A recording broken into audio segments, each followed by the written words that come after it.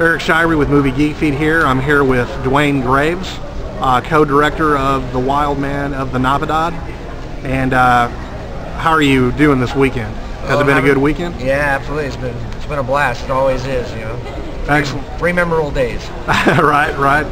Tell us a little bit about your movie. I know that you actually premiered it here last year, and I guess since then it's gotten picked up by IFC. That's correct. Yeah, we came to Frightmare in '08. And we had just found out that we got into Tribeca Film Festival, so we hadn't even started our venture at that point.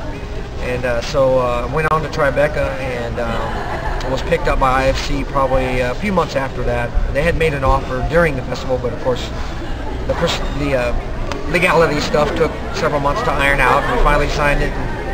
They bought the North American rights and released the film on Movies on Demand, which it's currently playing on until May 11th.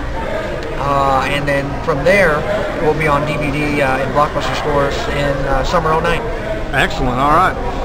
What's the give us a little bit about like a summary of the movie? Well, The Wild Man of the Navidad is actually an old Texas legend that has been passed down probably since the 1840s or 50s. Right. And it's not a new story. It was actually published in several books over the years and been word of mouth through several generations. And we based our story on the original legend and also a new story that we picked up in our research for doing the film early on, pre-production. So we created the script out of these two stories and kind of molded them into one. And Wild Man of the Navidad was shot over 6 months from January '06 to June of '06 on the weekends because we were all, we have day jobs. Right. So we finished it. In middle '06. It took us about a year to edit it, and so 3-year journey from there to now to getting it released in a wide capacity. Wow. Where was it shot mostly? The movie the story is set in Sublime, Texas, which is a small town in between Houston and San Antonio. Right. But we shot the movie about 2 hours south of there in a town called Whitson. It's a very small town, and you pass it if you drive from San Antonio to Corpus Christi or to the coast. You go right by it, but you probably never notice. But it's an interesting part of the world down there.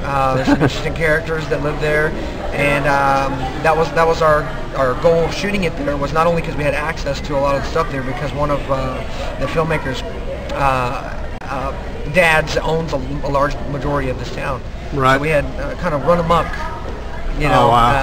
Didn't need permits or anything like that. We just kind of did our own thing.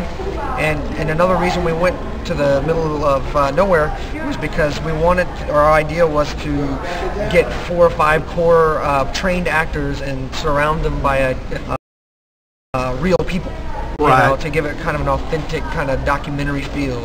And so that's what our idea was by going into the sticks. Wow. Okay. Yeah. What do you have any projects lined up or any ideas that you're working on now? Or? Yeah, well, we're very fascinated with Texas folklore, and we love stories rooted in history and legend, myth.